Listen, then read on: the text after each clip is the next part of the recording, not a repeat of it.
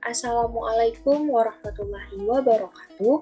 Perkenalkan, saya Amalia Putri, mahasiswi Teknologi Hasil Pertanian, Fakultas Pertanian, Universitas Syahkuala. Pada video kali ini, saya akan menjelaskan sedikit tentang tata cara penggunaan aplikasi SPSS.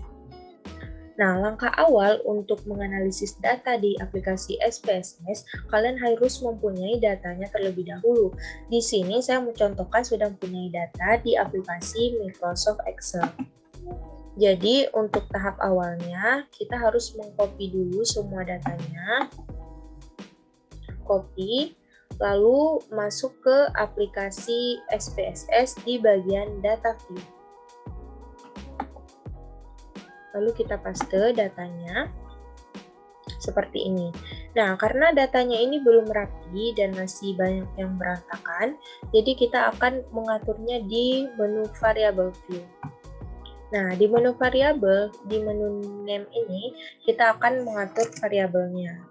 Jadi, sini saya contohkan, yang pertama itu ada responden.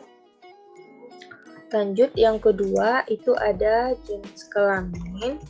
Nah, dikarenakan di aplikasi SPSS ini tidak boleh menggunakan spasi, jadi untuk alternatifnya kita gunakan underscore seperti ini ya, teman-teman.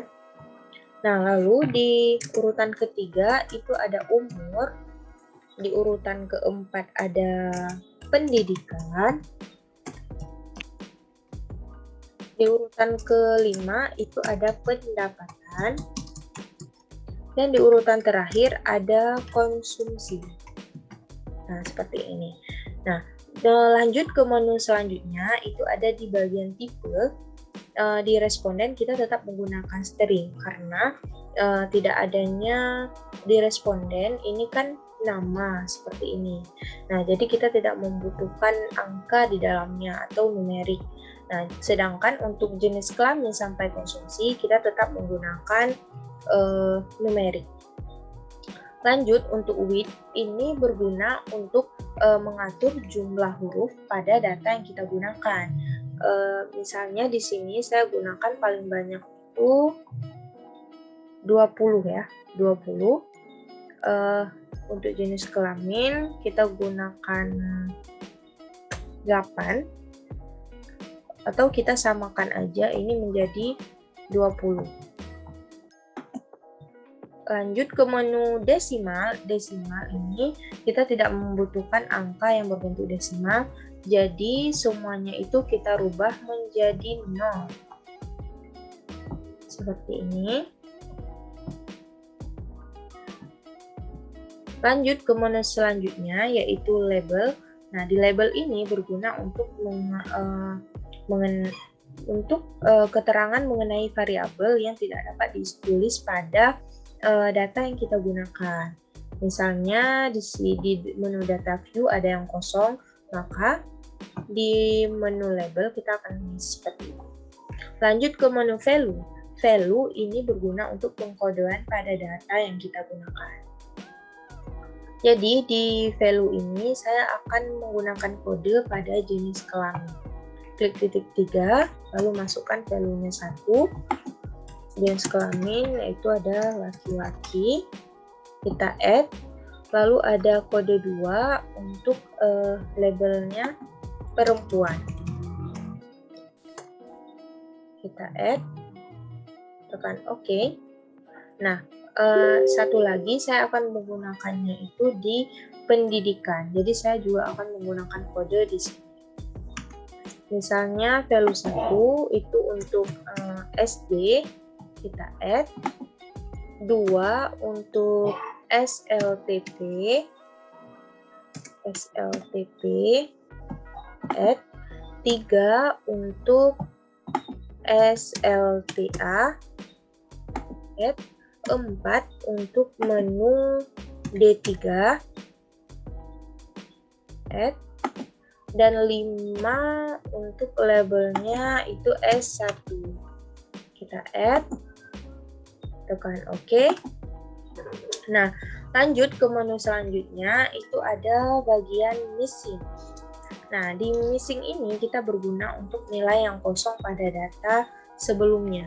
Misalnya pada data view ini ada data yang kosong, maka kita di variabel view di bagian list kita harus mengisinya. Tapi karena di sini nggak ada data yang kosong, jadi saya akan lanjut ke menu selanjutnya yaitu kolom.